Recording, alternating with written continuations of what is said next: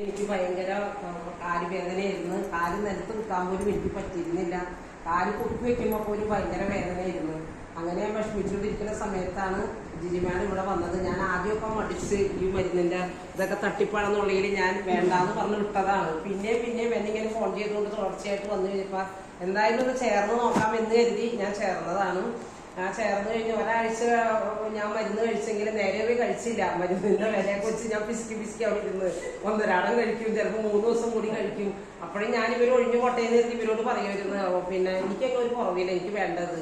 അപ്പൊ ഞാൻ മരുന്ന് നോക്കട്ടെ കഴിച്ചാന്ന് വെക്കുമ്പോൾ പറയും ഞാൻ ഇടയ്ക്കൊക്കെ കഴിക്കുന്നുള്ളൂ എന്ന് പറഞ്ഞു. അപ്പൊ ചേച്ചി കഴിച്ചിട്ട് വന്നിട്ട് ഞാൻ ആയില്ലെങ്കിൽ ഞങ്ങൾ പൈസ തിരിച്ചു തരാം, ചേച്ചി കഴിക്കി എന്ന് പറഞ്ഞ് എന്നെ നിർബന്ധിച്ചപ്പോഴാണ് ഞാനത് പിന്നെ കഴിച്ചു തുടങ്ങി. 1 മാസം കഴിഞ്ഞ് കഴിഞ്ഞപ്പോൾ എന്റെ വേദനയ്ക്ക് ഒരു കുറവും കിട്ടി. എന്റെ കാല് പൊക്കി വെക്കാവുന്ന ഒരു അവസ്ഥ എനിക്ക് വന്നു.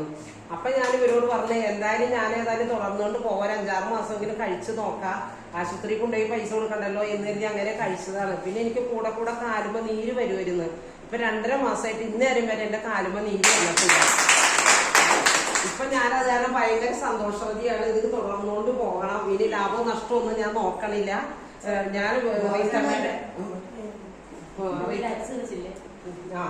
അതേപോലെ തന്നെ ഞാൻ റീത്തമ്മയോട് പറഞ്ഞു, ഇപ്പൊ ഞാനൊരു തീരുമാനം എടുത്തേക്കണം. ആരൊക്കെ ഈ പ്രൊഡക്റ്റ് വേണ്ടാന്ന് വെച്ചാലും ഞാൻ ഇതിന് തുടർന്നുകൊണ്ട് തന്നെ പോകണം. സപ്പോർട്ടിനെ കുറിച്ച് പറയുകയാണെങ്കിൽ എന്റെ ഹസ്ബൻഡിന്റെ കാലുമ്മ നീരും പഴുപ്പൊക്കെ വന്ന് കാലൊക്കെ ഇത്തിരിപ്പോളം പൊട്ടിയിട്ടുണ്ടായിരുന്നു. അപ്പൊ ആദ്യം ഹസ്ബൻഡും പിന്നെ ഇത് ഒരു വില വെച്ചില്ല. ഞാൻ പോകുമ്പോ തന്നെ പറയും, ഒരാഴ്ച കൊണ്ട് എന്റെ കാല് പൊക്കാണ്ടായി പോലെ ബ്ലൂ ലൈഫ് എന്ന് പറയുന്ന കളിയാക്കും.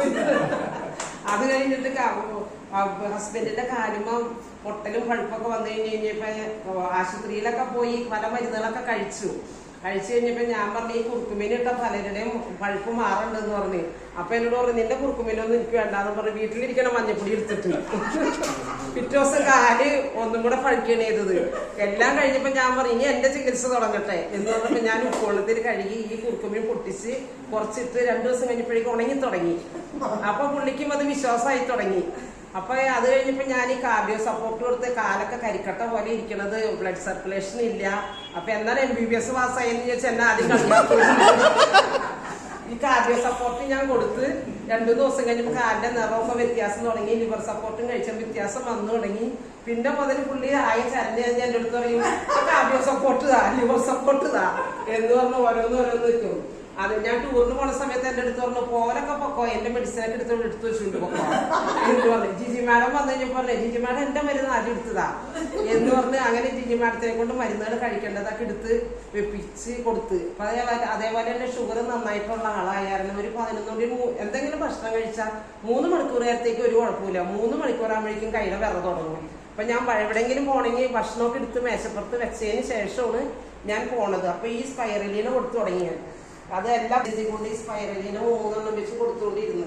അത് കഴിഞ്ഞപ്പോ 3-4 ദിവസമായിട്ട് ഞാൻ എവിടെയെങ്കിലും പോയി വന്നു കഴിയുമ്പോൾ എന്തേ കഴിക്കാഞ്ഞെന്ന് കഴിക്കുമ്പോൾ പറയും, ഇപ്പൊ എനിക്ക് കൈ വിറക്കണില്ല, അത് കഴിക്കുന്നോണ്ട്. അങ്ങനെ മൊത്തം ഇപ്പൊ ഹസ്ബൻഡിന്റെ സപ്പോർട്ടാണ്. നേരം വിളിക്കുമ്പോ വിളിക്കും, എന്നെ അപ്പൊ വിളിക്കും, ഇനി ആ ഭക്ഷണം ഇതൊക്കെ എടുത്തോ, പ്രൊഡക്റ്റ് ഒക്കെ എടുത്തോ, നീയും കഴിക്കും ഞാനും കഴിക്കട്ടെ എന്ന് പറഞ്ഞുകൊണ്ട് അങ്ങനെ കഴിക്കും. ഇപ്പൊ അത് ഭയങ്കര സന്തോഷമാണ്. അങ്ങനെ മൊത്തത്തില് ഞങ്ങൾക്ക് 2 പേർക്കും ഒരു അനുഭവം ഉണ്ട്. എന്താ